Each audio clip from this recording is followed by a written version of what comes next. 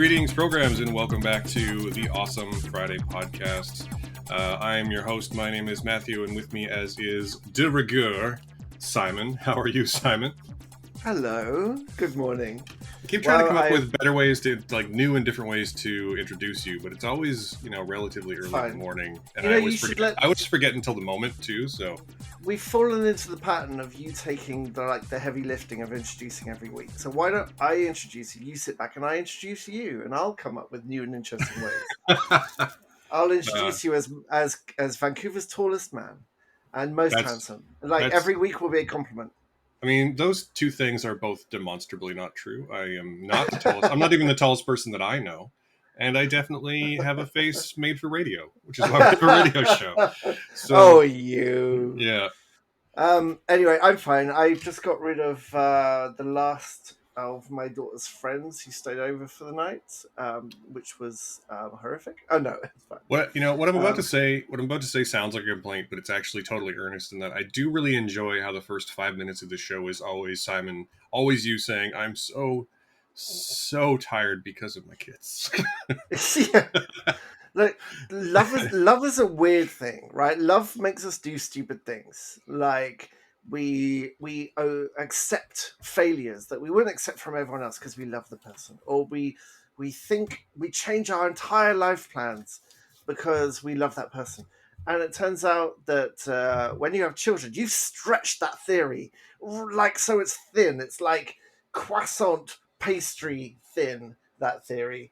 Love stretches a long way, and I think what I'm trying to do is convince our listeners at large that if you don't want children, that's fine. They're great and bring so much to you, but also sometimes, how much do you like staying in bed and watching a movie in the morning? Think about that. But I do love my children, the second of which has just turned 9, and so we had a bunch of her friends over. So I fed them all last night, and I fed them all this morning, and they are ravenous beasts whose appetites cannot be satiated, and it was exhausting, but it's done now. I mean, it sounds like a horror movie. But anyway, I'm fine. We took a week off for various reasons, and it was quite restful, and I'm actually quite grateful for it. Yeah, I needed that too. Stuff happens, we almost never intend to take a break week when it happens. But we needed one last week, so we took it. And this week we got into we got a press screening of a movie that by the time you listen to this will be out. So that was fun. And I enjoy that I now have the time to do those things when I can, thanks to a recent career shift. And I enjoy working from home. Yeah, honestly, that's just my whole update. I work mostly from home now, and it's kind of great. And it's great, isn't it? It's great. It's just really great. That's all I got. Yeah. What have you? Since we have had a 2-week break, has there been anything other than the 2 films we're obviously talking about today? Has there been anything that you have watched recently that is notable? That perhaps rhymes with Mitz Blaway's Crunny in Schmillidan. Do you know what? I have watched a lot more It's Always Sunny, and I'm still absolutely horrified at how gloriously horrible and terrible these people are. I've just watched the episode where they have to do community service, and they decide to train the basketball team, and they end up gambling on the basketball team. But Dennis and Mac are competing basketball coaches, and Dennis goes in and gets first pick of all the kids, and he actively chooses all the kids of a certain ethnicity. And Matt comes in like, "What you doing? What you doing? You can't do that. You can't take all that. Don't make me say it. You can't do it." And it's just, and Dennis, I think Mac is. I've talked about Mac a lot on our text stream with our lovely friend of the show, Rachel. There's something about Mac that we've always, all men for sure have been Mac at some point to a certain degree, narcissistic, incredibly flirtatious, living day by day, completely open to anything with a heartbeat, and fully embracing of bad ideas because they might have some good parts to them. Like um, it's just terrible. But Mac's kind of a lovable rogue, and Charlie is kind of a childlike rogue, and Dee is Charlie is just like a the Charlie's a psychopath, and that yeah, becomes clear as the show goes on. but he's a child. Like he's a child. All children are psychopaths, so maybe that's why I recognize it. But Dennis is just really bitterly evil. Like there's something about him. He's not likable in any way, and the way he goes through life, just trying to get everything from everyone and not give up any of his like clearly. He and Dee come from money, and they've not had to want for anything, and he is just a piece of shit, isn't he? But Yep, it's he's compelling. a womanizing really sociopath. compelling. He's. I mean, they're all the worst. That's the whole thing. You're only if you're on The Gang Gives Back, then you're only like halfway or a little over halfway through season 2, and you haven't even gotten to any of like. I would argue there's some good stuff in season 1, season 2, but you haven't gotten to really any of the like legitimately great stuff. Right. I would say. Well, because the show, like the show is the show from day one. It, I guess from the beginning of season 2 when Frank joins them, that's really when it becomes the show we all know and love today. But it also like it doesn't really, in my opinion, fully hit its stride until season 3, which is where like season 3 is mostly great, and that's the first season that's mostly great. So I have to say, at this point, I prefer non-Frank It's Always Sunny to Frank It's Always Sunny. Mm-hmm. That's interesting. I'm midway through season 2. So season 1 didn't have Frank. At the moment, I prefer the dynamic in season 1 to the dynamic in season 2. So part of the problem with season 2 is that Frank is played relatively straight as compared to how, like at a certain point in the show, Frank chooses to live in squalor and be on the fringes of society, and then he becomes way more interesting. Oh, okay. Yeah. Anyway, I'm glad you're enjoying it. I hope you keep watching. And yeah, we should make a sister podcast where we just talk about episodes of It's Always Sunny.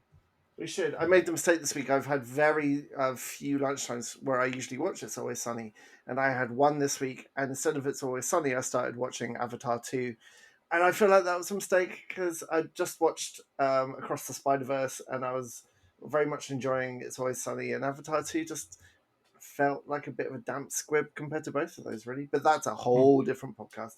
I have 3 hours left of that fucker to go.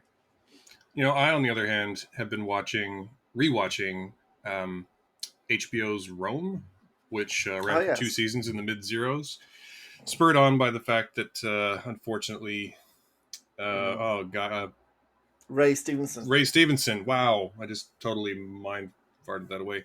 Ray Stevenson recently passed, which is very sad. I've always really liked him, and Rome was the first thing I can recall having really seen him in. It was either that or King Arthur. I can't remember which.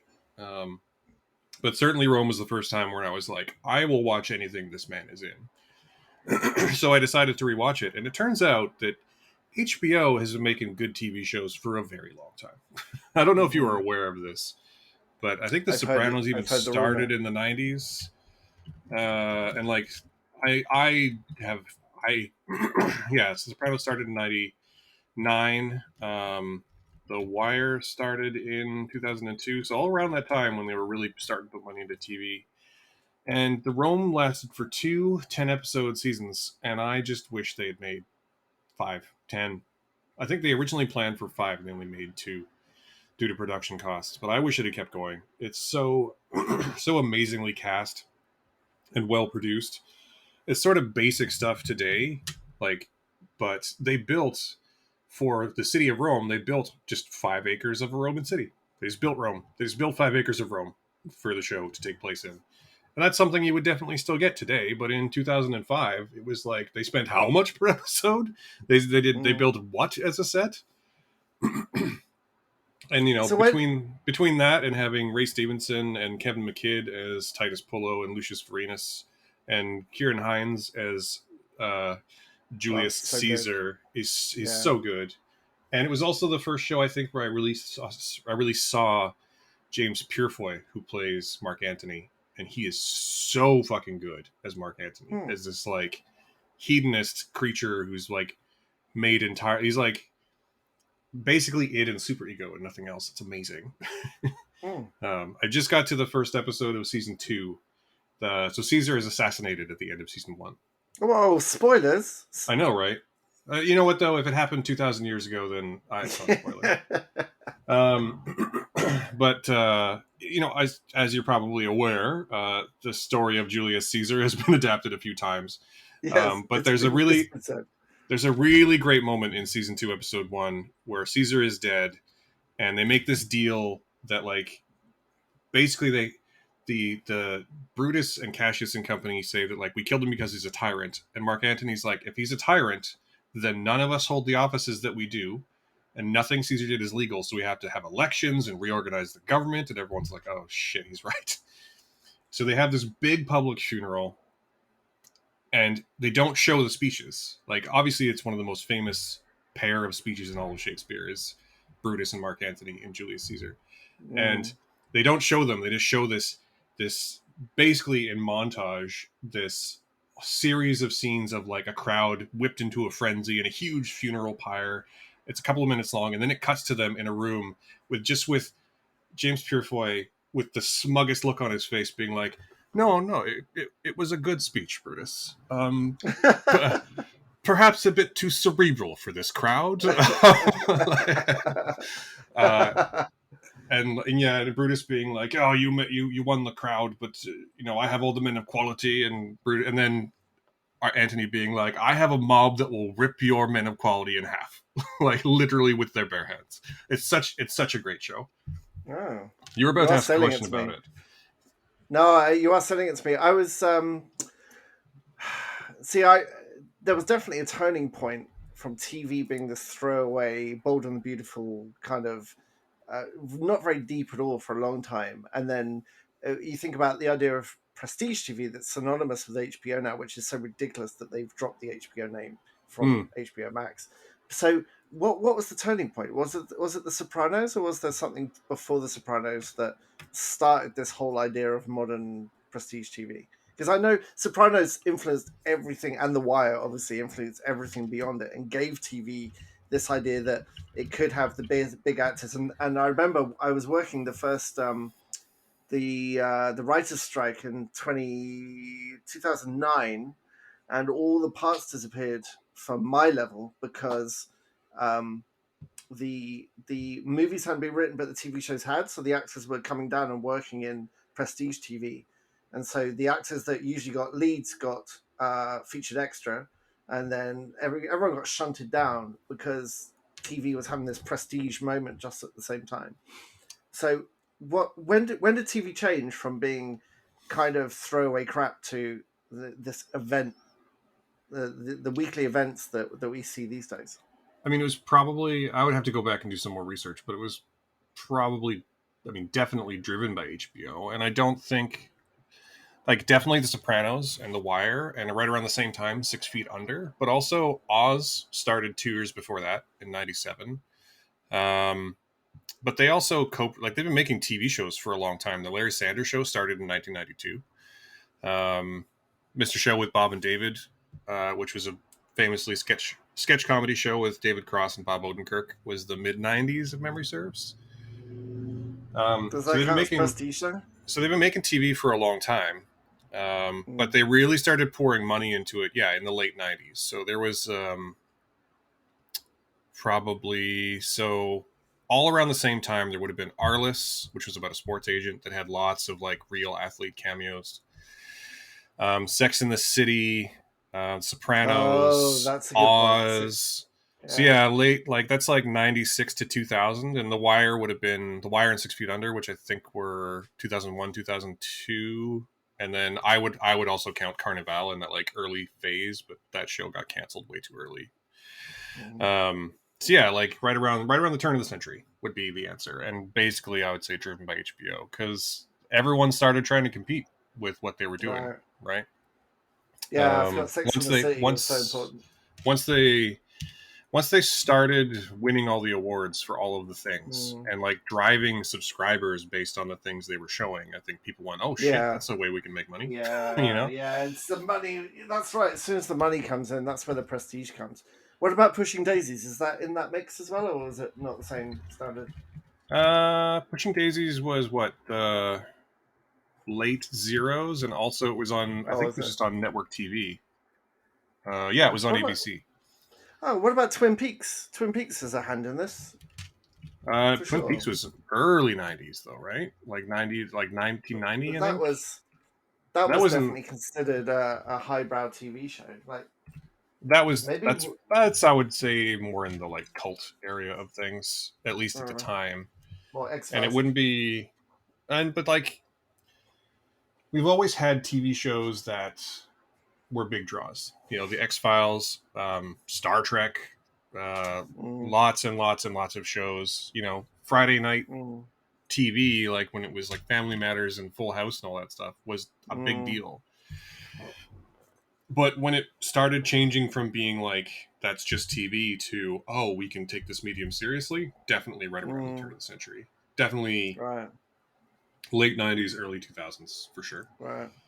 Um, and yeah, and Rome was right on the tail end of that first wave, and I think Mm-hmm. everyone should, I think it's one of their most, I'm about to say underrated, but I think a better way to say it would be that like we still talk about The Wire, we still talk about The Sopranos, and we still talk about Sex in the City, but we don't. But we don't talk about Rome in the same breath, and I think we really should. Mm-hmm. I think it's right up there in terms of things that they produce that are amazingly produced, written, acted, everything. Mm-hmm. And it's a shame that it got canceled after 2 seasons. Um, when Mm. they were originally intending to do 5. I know they apparently they like pulled a bunch of the stuff they had planned for seasons 3, 4, and 5 into season 2 and gave it like an accelerated timeline. But Mm-hmm. I just wish they'd had all 5 seasons to play. You know, Mm-hmm. and that was also I think Carnival is a good example of one of the earliest sort of big swings that like if Carnival came out today, it would be all we were talking about. But it came out in 2002, 2003, and people were like, What is this? Like, what is this show?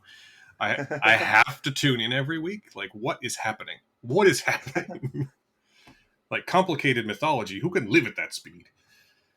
Oh, I've not heard of Carnival, but yeah, it sounds like you're talking about Lost. Is it the same kind of tone? Is Lost Does No, Lost owe anything to Carnival? nope, no, not really. Carnival is a show. It ran for 2 seasons, and part of its death was that there was a big gap between season 1 and season 2. And then when season 2 came back, it was on the same night as Desperate Housewives, which was a big deal at the time. And I remember this Oh distinctly yeah. because I loved this show and I was so upset when it got canceled. But basically, it's set in the Dust Bowl in the 30s, and it follows a young man played by Nick Stahl who has these supernatural abilities. And through the course, and it also follows Clancy Brown, who plays a preacher, like an old school like radio preacher in the Dust Bowl, who also has some weird supernatural abilities. And it turns out through the course of the show that into every generation of man is born like an avatar of light and an avatar of darkness, and they are destined to do battle with one another. And it gets very complicated very quickly, and um, but it's beautifully produced, wonderfully acted, and just like if you're like me, and if you're like basically everyone today in the year of our Lord 2023 who wants to get into shows and like follow along with complicated mythology, like this is I would say Mm. one of the earliest great examples of that. But it Wow. was just too complicated for the time. Yeah. Yeah. And it's got Jimmy Simpson in it as well, which is always something. Jimmy and Clancy always make me watch whatever they're in, so I'm definitely going to seek that out. Does it have Jimmy Simpson? I don't think it does. Yeah, apparently the cast list lists him Who is he as in? Eddie. Oh, I don't Oh no, remember him, but Lee. it's been a while since I rewatched it. But I do recognize a ton of character actors that I've seen in other weird, like zany stuff as well. oh, I mean Michael J. Anderson, who's one of the most Hmm. famous like dwarf actors. Adrian He's Barbeau, in Twin Patrick Peaks, right? Bachow, Yeah. Tim DeKay, Clea Duvall is in it. She's great. John Fleck Hmm. is great. Toby, that was the first show where I first saw and really like was like, oh, I love Toby Huss. That guy is great. Um, Carla Gal. We could do a whole show just about Carnival. Yeah. It's so good. Okay. I'll So we watch should it. stop. Okay. But and it was supposed to run for 6 years. They had a 6-year plan, 3 2-season like chapters, and they only got 2 seasons. And it was it's a shame. It's a real shame. Too bad. Yeah, I will check that out. it's Good. ripe for the remake. If anybody's listening, it's ripe for a remake. I'm just saying, or maybe a legacy sequel. I'm gonna have to watch it so we can talk about it next week, aren't we? Yep. So what are we talking about this week? Let's get stuck into our 2 beautiful movies that we're watching this week. Yes, this week we're talking about 2 movies, as is standard. One of which has been out for a while on Prime, another one which is new in cinemas. Let's start with the one that's been out for a while, which is the sports marketing drama Air, which is on Amazon Prime Video, or just Prime Video, I think is how they prefer to have it referred to. Directed by Ben Affleck, starring Affleck and Matt Damon and Jason Bateman and Viola Davis and Chris Messina and a number of other people. Chris Tucker. Chris Tucker as well. Chris Tucker, who's really good in it, I think. Yeah, he is. And it's the story of how Nike created the Air Jordan shoe line, which is very interesting. And like, it's on paper, it sounds like one of those weird stories. Like, it doesn't sound like it should work, but it really does. Basically, Matt Damon plays Sonny Vaccaro, who's a real person, who is basically, he's a marketing VP at Nike, and he is looking for that next big thing. And he's passionate about basketball, and he thinks that if they don't do something, they don't find someone to be their spokesperson, they should just stop selling basketball shoes, and they need to come up with a way to do it that not every other company is doing it. And his idea is that they build a shoe around a personality rather than putting a personality into their shoes. And he wants to do it with Michael Jordan, who is one of the most promising young draft picks of 1984. And what follows is basically a story about Matt Damon being super good at his job. And it is kind of wonderful. I don't really want to talk too much about the plot, because it is, first of all, it's all public record. If you really want to know what happened, you can go look it up.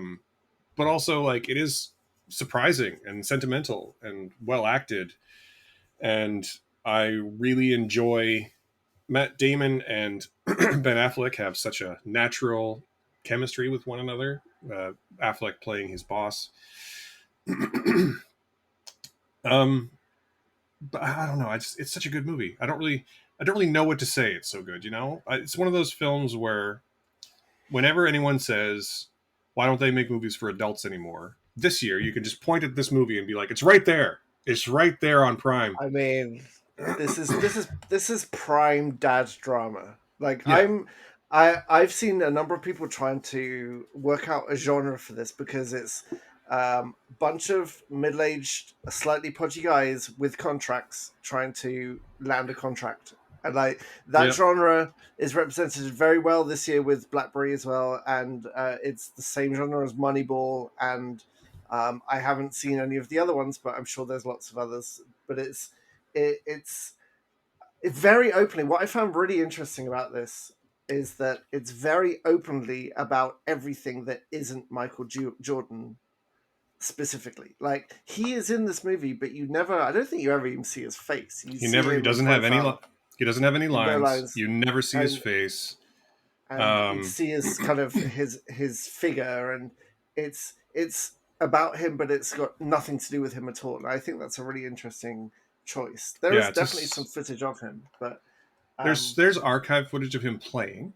But there's every time he's like in a scene, he's shot from the back. He never speaks. It's always his mother or father speaking, who are played very wonderfully by Viola Davis and Julius Tenen, I think, plays the dad. Yes, Julius Tenen.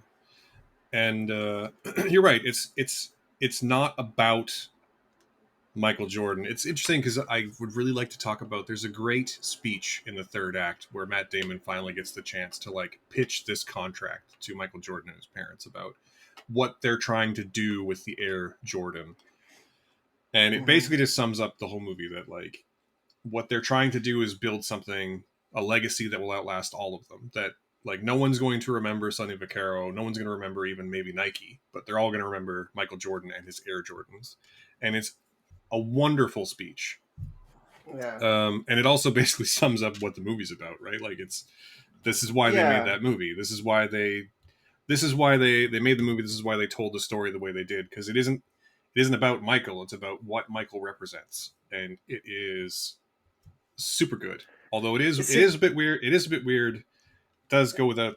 It should be mentioned that it is a bit weird that a show that's centered around a black man is has the protagonists are all pudgy middle-aged white dudes. But that's Well, I mean, all but one. I found that interesting too, and but I guess when you're talking very specifically of the story of this shoe company that was known for just being older white guy running shoes trying to land a black basketball star, and it's run by actual older middle-aged white guys apart from one black guy, then I don't think you've got much option when it comes to the casting of that story to tell no, it in a truthful way. So I don't have a problem with that. What I found really interesting about this film is that compared to Blackberry and compared to Moneyball, so these are movies where the business negotiations is the meat of these kind of movies. Like the same with Tetris as well, and you're always waiting for that moment where the central protagonist has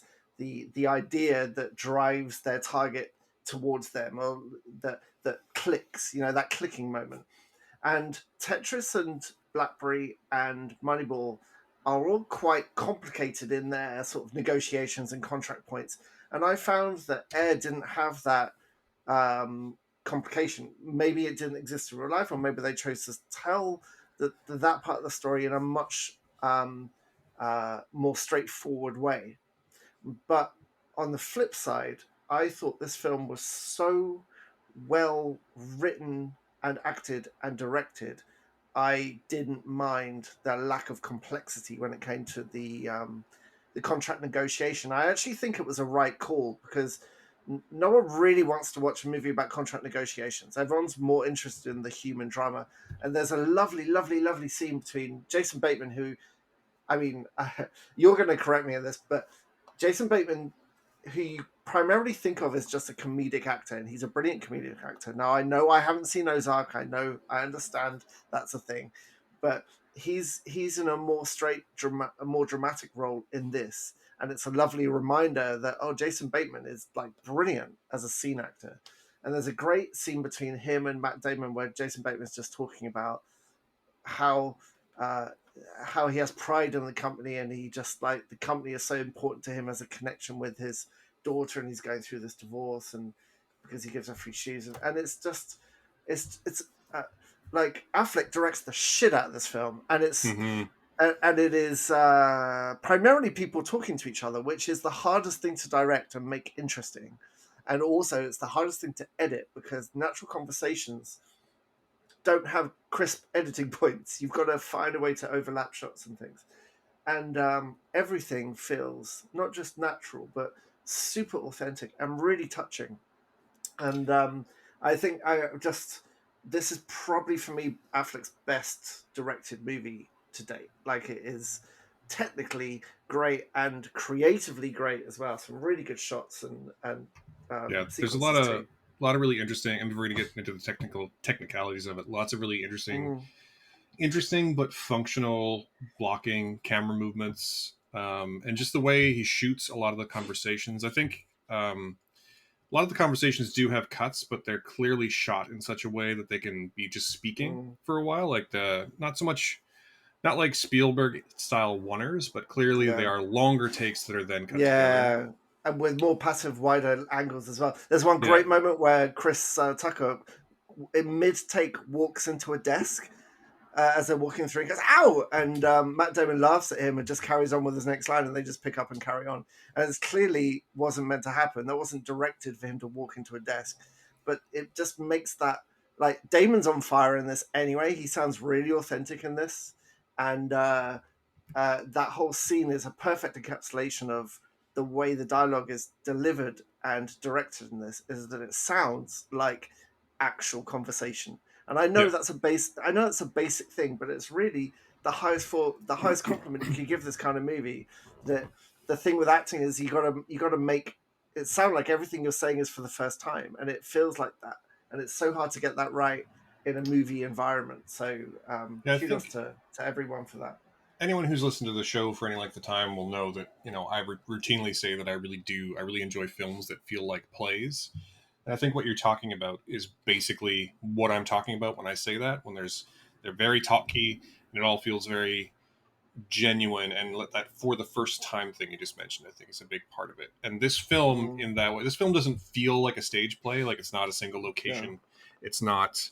Um, it's not like played for the cheap seats or anything like that, but it does feel very genuine in every moment they're in. I think I've Mm, watched this movie. I actually watched it a little while ago, but I distinctly remember at the end of it tweeting out that there's a great character actor named Matthew Marr. Um, Amar, I think is how you pronounce his name. He plays the guy who designs the shoes. And I distinctly remember oh tweeting out yeah. that, like, I wish I spoke about anything with half the passion that this character gives to Yeah. these shoes. And just the way he delivers his lines, his every line that this character has, who again is the guy designing the shoes, every line he has is Mm, so thoughtful and so mm, just like a sincere, authentically sincere in the way that he's speaking about the design philosophy of shoes.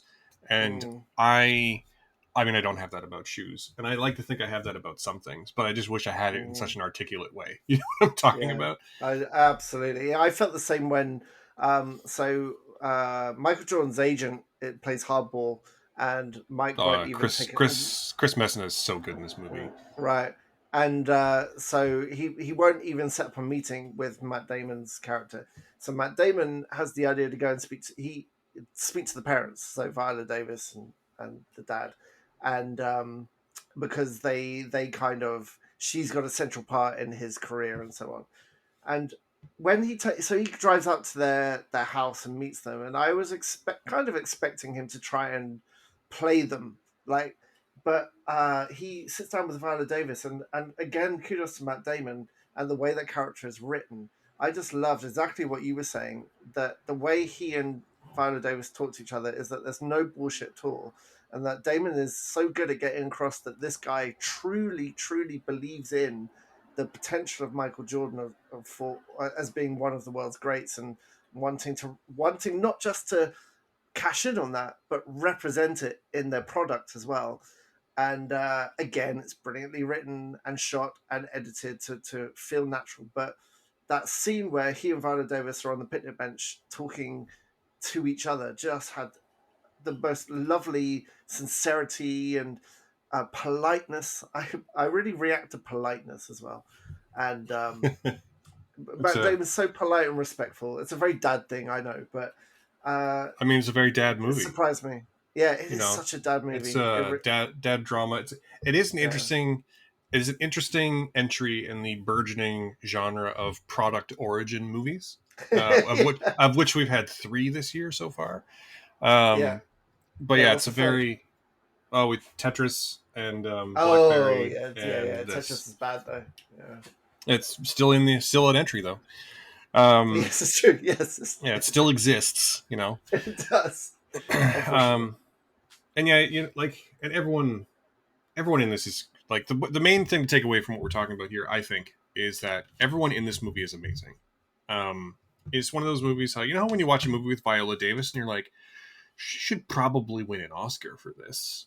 Oh Um, yeah. this is one. This is another movie like that where you're just like, oh, it's Viola Davis. I'll just get my Oscar ballot ready. And same with Matt. Yeah. I think this is honestly Matt Damon is often very good, and I think this is one of Oh, my that's, favorite of his performances in a long time. oh, by far, absolutely. He is so good in this, and honestly, I don't think I've ever said that about Matt Damon as a performer. He's fine. I've just watched Ocean's 11, which is a great movie. My daughter chose that one too, and he's fine in that, and he's fine in Bourne, and he's fine in everything else, and he's fine in Good Will Hunting. But he's really like, maybe it's just because he's being directed by his best mate, and he's got a great script to work with as well. But he is So, so good in this. so I will say, if you're basing your opinion of Matt Damon on the movies listed, I would say you should watch more Matt Damon movies because, Oh wow, okay. for example, just in the last several years, he's amazing in The Last Duel. He's amazing in Ford versus Ferrari, and what was the other one? I thought he was really good in Interstellar too, and The Martian. He's really good in The Martian. Yeah, I've seen both those, and he's good. He's good in those. He's never like bad. He's good, but Yeah, he's if exceptional in this. I There's a mean different honestly, level. if you're looking for another exceptional performance like Ford versus Ferrari, which No, interestingly I've would seen it. would I've seen also count as another entry in the origin of product universe. it. Yes, it um, would. I think he's exceptional in that too. Well, But it's a good film. That's a really good film. yeah. Mhm. Anyway, this is Air is a really good movie, and it's kind of a shame it didn't get that we live in this streaming era because I think it could have done or maybe should have done really well in cinemas, but it's on Prime, which means that Yeah, everyone with Prime can watch it, and I think that's a good thing. it's weird, isn't it? Because it's the least complicated in terms of storyline and narrative out of all the product development movies, or the dad product movies. But I think as a movie, it would play the best in a theater as well, because it's a little over a Type 90. It doesn't waste any time. It's got a very clear like beginning, middle, and end. It doesn't get too complex, and there's lots of human interaction, and I Hmm. think that would play better than say Blackberry or Tetris would in a theater. Well, I mean, Tetris is bad, so it doesn't really Well, still exists though. matter. It still exists, yeah. I'm just saying Yeah, I don't think it would play very well in a theater because it's not very good. it's because it's bad. Doesn't play well anywhere. So Although how many stars? I do keep seeing people saying they really loved Tetris, and I see people saying they really Nah. loved the next movie we're going to talk about, and I feel like I exist Oh, on a those people are different wrong. plane of Like existence. Tetris, fine. If people love Tetris, that's fine. But I don't get anyone loving the next movie we're going to talk about. Anyway, But anyway, how many stars for Air? for me, it's a 4-star movie, and when I watch it again, I'd be willing to bet that if I watch it a second or maybe even a third time, it might go up to 5. But Yeah. it's right now it's 4. Same for me. 4-star movie, and enjoyed it very very much, and we'll likely watch it again. Yeah, for me, I think the reason I say it might go up is that a big factor in movies that I end up rating 5, not ones, there's obviously movies where I see that I'm like, that's a 5-star movie. But there's other Yeah, movies where I'm like, I see it and then I see it again, and like third or fourth time down the road, I'm like, okay, this is a 5-star movie. And for yeah, me, that's fair too. a big part of that ends up being rewatchability. And Hmm. I feel like this movie will be very rewatchable, especially if you like this kind of movie, which I very much do. Hmm. So, Yeah, yeah. Well, good. that being said, so 2 4 stars. Definitely check out Air if you are a Prime Video subscriber. It is on Prime Video, and it did have a very limited theatrical run, so it could possibly be playing somewhere near you still. Hmm. But definitely, I would say if you have the chance, definitely watch it. Yes, please do. Yeah. So let's move on to our second film. We saw this earlier in the week, and it is now in theaters. Simon, why don't you give us just the briefest of rundowns on Transformers Rise of the Beast? Let's see if you can Oh, summarize this plot in a way that makes what's the word I'm looking for? Sense. good. Oh, okay. No, not So good. Just make it make sense. It's fine. in Transformers: Rise of the Beast, which is placed in the chronological series of Transformers movies, this takes place after Bumblebee and before Michael Bay's first Transformers, but it doesn't really matter. What happens in this movie? There's a giant planet god. You see this before the credits, so it's not a spoiler. Called Unicron. If you have any knowledge of Transformers lore, you know that who Unicron is and his part that he plays in the wider lore. But in this, he's just a giant, very grumpy, planet-sized robot who likes to eat other planets. And he arrives at one planet which has robot animals on it, and he sends down his like lieutenant, who is absolutely not Ultron in any way whatsoever. And not Ultron kind of heralds the destruction of the planet, and you can join him or you can die. And they're after this MacGuffin that helps him travel great distances. It's basically a fast travel ticket, so he can go through the universe, all the universes, and eat all planets. So he can just eat everything. And so to protect this MacGuffin key, the remaining animal robots, because their leader, the giant gorilla guy, has a fight with not Ultron and buys time for his friends to jump ship. Literally, they use this key to travel to a different part of the galaxy. Wouldn't you know it, straight to Earth. Fast forward, so Unicron is like, "Oh, you fool! Search the universe for the key for me." And then we have the credits, and basically you have a twin storyline of Anthony Ramos trying to look after his little brother, and then you have Dominique Fishback, who I liked a lot, playing Elena, playing a intern at a museum, but of course she knows far more than anyone else there. But the white lady takes all the credit for her knowledge, and there's this thing is brought in, and they said, "Oh, it's probably just Aztec. It's like a bird shape," and she's like, "No, it's not Aztec. I don't. That's something different." And so she secretly researches it, and wouldn't you know it, it has connections to these ancient robot animals that have become this is way more detailed than I was expecting. Oh, okay. Sorry. Anyway, so through a hilarious series of circumstances, Anthony Ramos tries to steal Mirage, who's a Porsche, and basically Dominic Fishback activates, because wouldn't you know it, she activates the thing and it sends out a signal, and Prime sees it and he's like, "Oh shit, this might be a way to get back to Unicron, to Cybertron, their home." So he's like, "Everyone go get this thing, we can go home." And that's when Noah gets involved and the humans meet. And then the next 2 hours is the robots fighting other robots in various grey areas until they have they go to a colourful place for a bit, but then they have an end game big fight against the big bad. And it is a grey, sludgy, boring mess that has nothing to do and does not represent any part of the Transformers that I know and love from my childhood. Yeah, I mean, really that's... not. That's it. Really, it's terrible. It's pretty close. It's not. It's not a good movie. I'm done giving these movies a pass now. Like, how many more movies are we going to watch where they decide to take the signature bright red of one character and think, I know, what if, hear me out, what if we made it a sludgy brown instead of a red? And what if we take that green and make that a sludgy sort of moss color green? And the one girl robot who's known for being this like bright Barbie pink robot bike, let's just make it kind of tepidly reddy pinky in the corner. And like faded 70s powder pink, I believe, would be the actual color. And this guy gets a cool, like, colorful robot suit. What if we just make that kind of gray metal? Like, I don't understand who is making these movies in this way anymore, because Bumblebee was the opposite of all these things. Bumblebee was interesting. It had great cast. It had great script. It was colorful. It was funny. And they've just gone, no, we're not going to do any of that. We're going to go back. And people say, oh, it's gone back to Michael Bay's Transformers.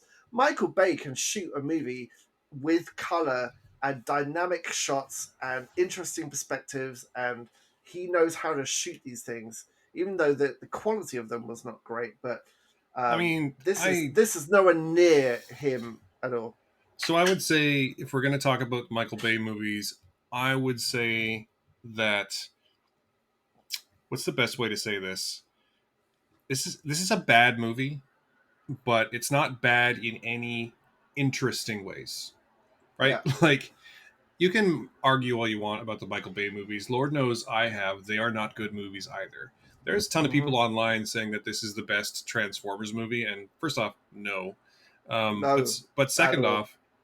off, like saying it's better than most of the Michael Bay movies is a very, very low bar to cross, right? Like they're mostly the only one I would say is actually good, aside from just cashing in on my nostalgia, would be the first one, Hmm. and that is very much cashing in on my nostalgia. Um, but if nothing else, this movie is perhaps a little more visually coherent, but also has none of the visual flair that make those movies at least Yeah, dynamic and interesting to watch, exactly. right? And I think there's a ton of good stuff in this movie. Don't get me wrong. Like it's not. Um, I don't think it's a complete. What am I trying to say? I think there's a lot of good choices that don't amount to anything. I guess is what I'm trying to say. I think Hmm. Anthony Ramos and Dominique Fishback are both quite good with the material they're given. I think that they're Hmm. interesting screen presences. I think they give very dynamic and nuanced performances with really basic material. I think it's always nice to hear Peter Cullen be Optimus Prime. Um, I think Pete Davidson, who I sort of hover on the edge of, like on the, it's like a knife's edge of whether I like him or find him annoying, and I think that he kind of worked in this movie in the part, Hmm. um, as this sort of like street talking giant robot Porsche. And I also think that Coleman Domingo as the voice of Unicron is an inspired choice. That Coleman Domingo has a very like powerful, distinctive, gravelly voice that really lends itself to the sort of outsized nature of Unicron, even though Unicron Hmm. never transforms and only talks like 6 times. Hmm. Um, and Ron Perlman is in this movie. That's all I need to say. I love Ron Perlman. He plays the voice of the giant ape and ape robot, and that is a good thing. So is Hmm. Michelle Yeoh. Michelle Yeoh is a great performer, even in voice, and all these people, almost all of the voice cast, I think, is doing reasonably good work with super basic material. But just for clarity, also should be a kids movie, so basic is not really a necessarily the bad thing that it sounds like. Or I I mean, I don't anyway, know. I watch obviously I watch primarily quote unquote kids movies these days, and it does not equate to like this is adults making what they think kids want to watch in a yeah. movie, So and that's it's where really not at all. that's what I'm trying to get to here. Is that like I can see what they're going for with it. I just don't think it really works, despite the No. fact that all the performance I think are doing really well. Um, but also like this movie has no consistency. I think that's honestly my biggest problem. Like, yes, everything you're talking about in terms of the color and visual flair, 100%.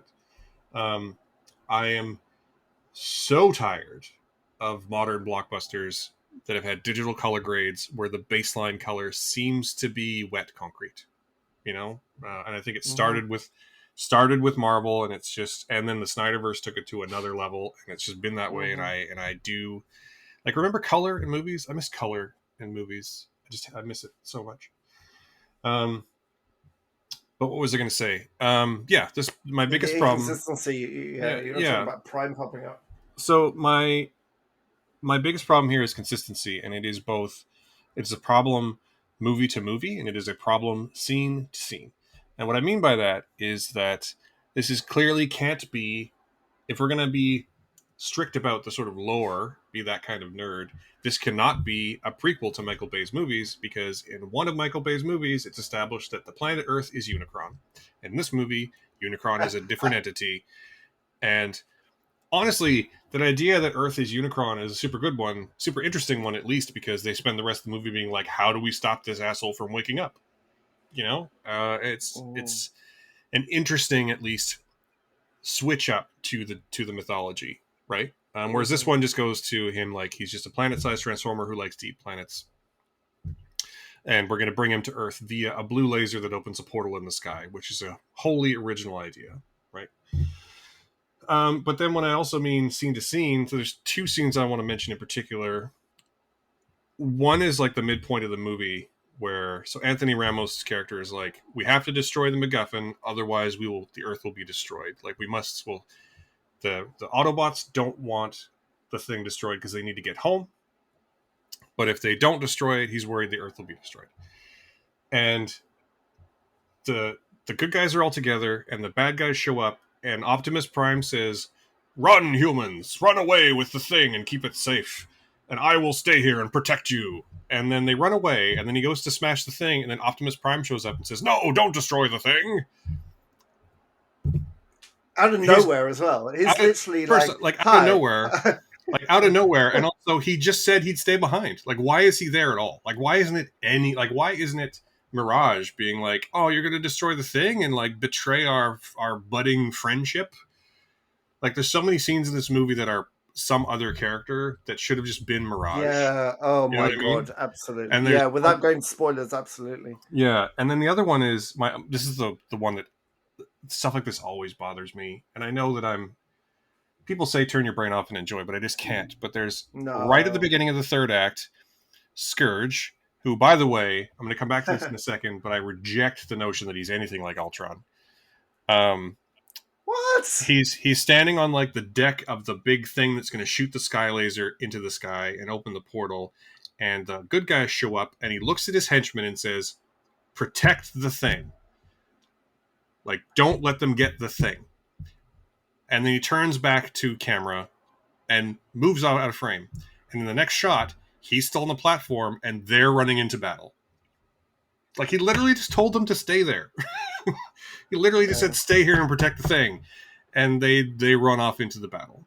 And it's just little shit like that just bothers me every time. Like, if you're going to do that, like, if you're going to pre-visit to the point where the henchmen run off, then, I don't know, maybe make that make sense with the dialogue. Am I crazy? I feel like I'm crazy. I feel like I'm crazy, taking crazy pills. No, it's just like it is a general lack of understanding of what the story needs, and in place of, okay, we'll just do this cool moment and this cool moment, and then we'll have, Scourge has got, like, remember how Soundwave, he popped his chest open and the little cassettes came out, and you had the red bird and you had the purple, like, panther, I can't remember their names now, and you had all this cool shit going on. Well, what if Scourge had like little guys like that sort of emerge from his body? Except Scourge is entirely metal grey, and then the things that pop out of his body are entirely metal grey. And they're also not coming from anywhere. They just sort of morph out of his metal. They sort of just emerge out from the shittiness of their design.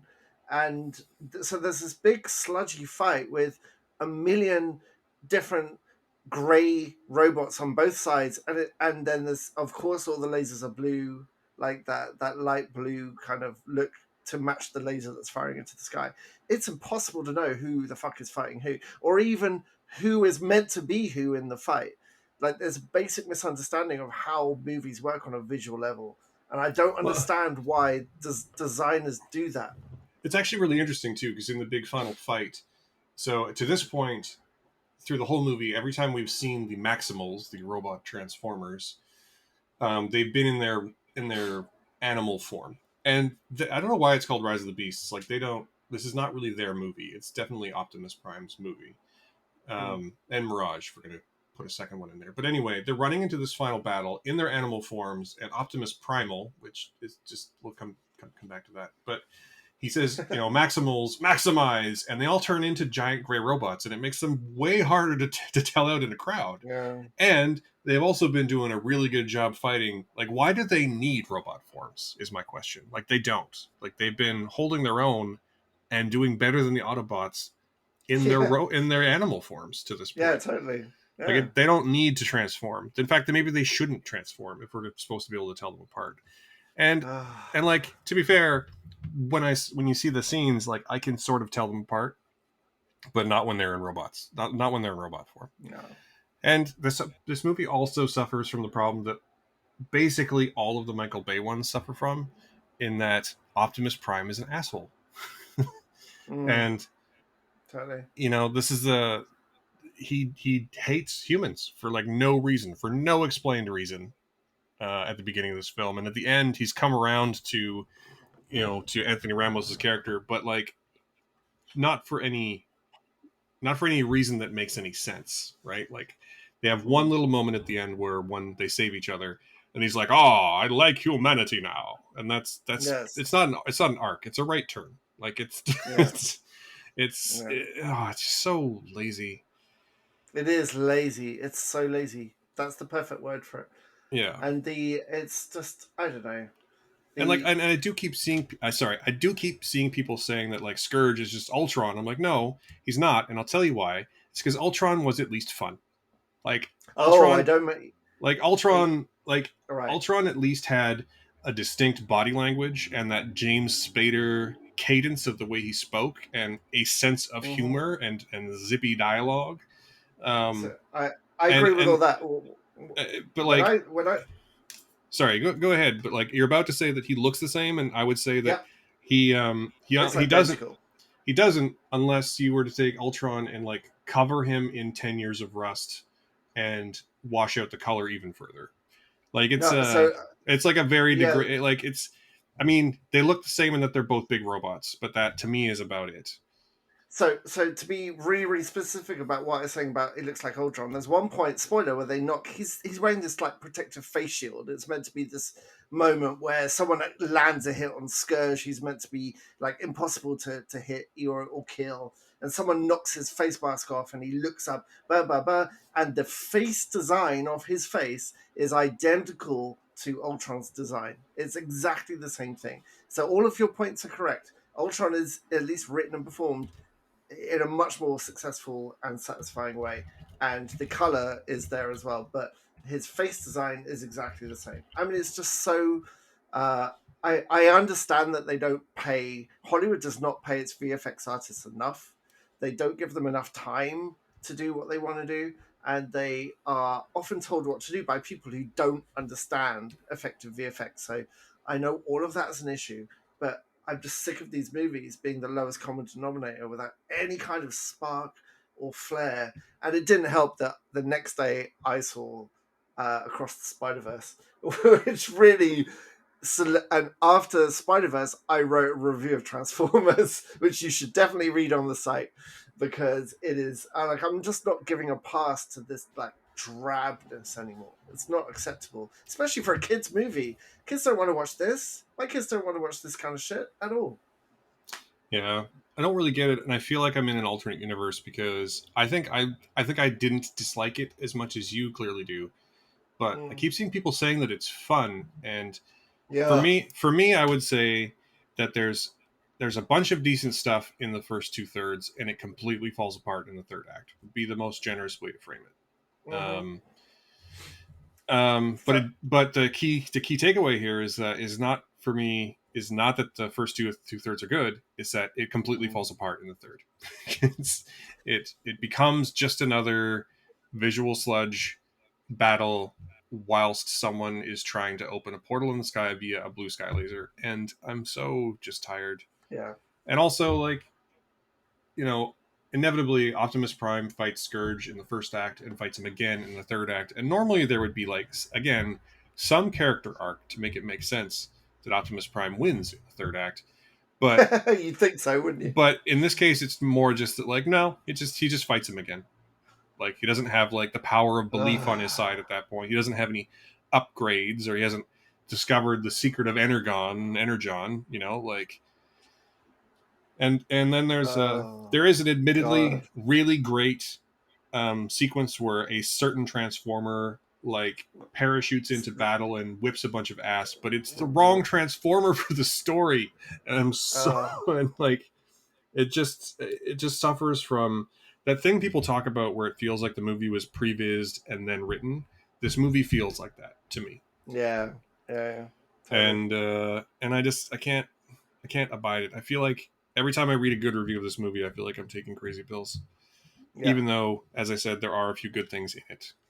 And Yeah, I really really like. I've never seen her before. Dominique Fishback plays her character of Elena. She plays really really as a very like a keyed introvert, and she doesn't deviate from that. She doesn't towards the end learn or change her character because Anthony Ramos is kind of a cool. I mean, everyone's a horrible stereotype in this movie. Like let's not skim over that part.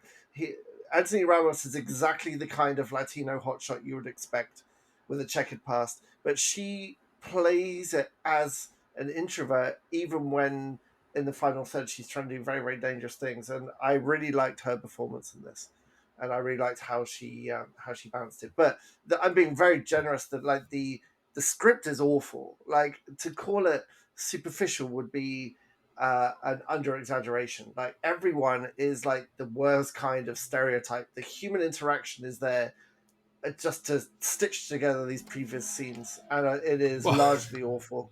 I mean, mild spoilers here, but you're leaving out the part where the Maximals escape to Earth, of course, with the MacGuffin. And when the good guys, when our main characters go to find the MacGuffin, they find it's been split in two, and so they have to go find the other half. And then when they find the other half, it's not there because the bad guys already have it. And then they have to go and they have to find the code to deactivate the MacGuffin, so the bad guys can't win. And guess what happens with the code though? Also split in two. I mean, I'm just saying there are more numbers. That's right. There's more numbers. And it's this fucking movie. Yeah. Anyway, if you haven't seen Dominic Fishback, I'm going to go ahead and say you should definitely watch Judas and the Black Messiah, and you should maybe watch Project Power one time just so you can see her. But it's not a very good movie. I don't know what that is either. But Project Power is a Netflix action movie that has her and Jamie Foxx and Joseph Gordon-Levitt, where they can take a pill and they temporarily gain superpowers. It's not great, but she's in it and she's good in it. So yeah, I will check her out for sure. Yeah, and she was in The Deuce, which is an underrated HBO show that is now difficult to watch because of the James Franco of it all. Oh no! Yeah, he plays two characters in it, twins. Anyway, it's yeah. So anyway, Transformers: Rise of the Beasts. How many stars is it going to end up with for you? So I gave it 2 stars because I liked Dominic Fishback and I like Anthony Ramos generally. And there's one point I hated the first act, I hated the third act. There's a middle act where they go somewhere and it gets a bit more colorful. And there's one sequence in it that you've seen in the trailer, so it's not a spoiler. But there's one chase sequence in it that you've seen all the good bits in the trailer, and so I think it's just enough to get 2 stars from me. How about you? Yeah, it's 2 stars from me based on the cast and nothing else. Yeah, basically. But I don't recommend watching this movie. Go and watch the animated original from '84, which is not a perfect movie in itself, but at least it's colorful and exciting and dynamic and a bit crazy and a bit stupid, but it's really, really fun. Yeah. So, as a closing note, how would you then rank the Transformers films, not counting the 5 Bay films, Bumblebee, and this? Mm-hmm. I'm putting Bumblebee's obviously the top for me, and then one, and then the rest of them would be. Yeah, I'm exactly the same. Although I would say that despite not very much liking this one, I would still put Revenge of the Fallen at the bottom. That's just terrible. That might be the one I turned off. I've only seen the first 2 of Bay's. Bumblebee is the top easily. There's no even remote competition. And then the first Bay movie, because it's got some great Bay shots in it, and I like the Shia LaBeouf Megan Fox dynamic. I like very, very much. And then the rest of them, and they're just a grey sludgy mess, as per the movies. A grey sludgy mess together. And that's a shame. Because I was really hoping this movie would be good. Because Bumblebee was good, and it just turns out that it's not. Yeah. So, and I don't think, to be clear, I don't actually think it's even like Stephen Caple, the director, I think it's Caple Jr., who also directed Creed 2. I think doesn't appear to me to be a terrible director. I think that this film is hamstrung by, again, it feels like that thing that people complain about with Marvel films, where it feels like the film is half done when they bring a director and a writer in. That's what this film feels like to me. The bits with all the people in it, like the actual acting, I think is well directed. And I think there are some interesting shots, at least in some of the fights. I think it's really I don't know, man. Like, I don't know where exactly to put the blame on this movie, because I feel like it's just collapses. It's like a singularity. It's just collapsing on itself. Nothing about it works, and I don't think it's any one person's fault. It feels very much like a toy company wanted a slice of the MCU and when you see the movie, you'll understand that to a more advanced degree. There is but at least the MCU understood that when you had your two teams of good guys meet up, they had to have some antagonism at first. These two teams meet up and just go like, we're all Transformers. Let's go fight the bad guys, which aren't our usual bad guys. They're your usual bad guys. This is one of the many movies that wants a slice of MCU without understanding what MCU did well to achieve the reputation that they have now. Like, you can't just connect all universes together and have a great big grey sludgy fight at the end of your movie and magically have your own movie universe.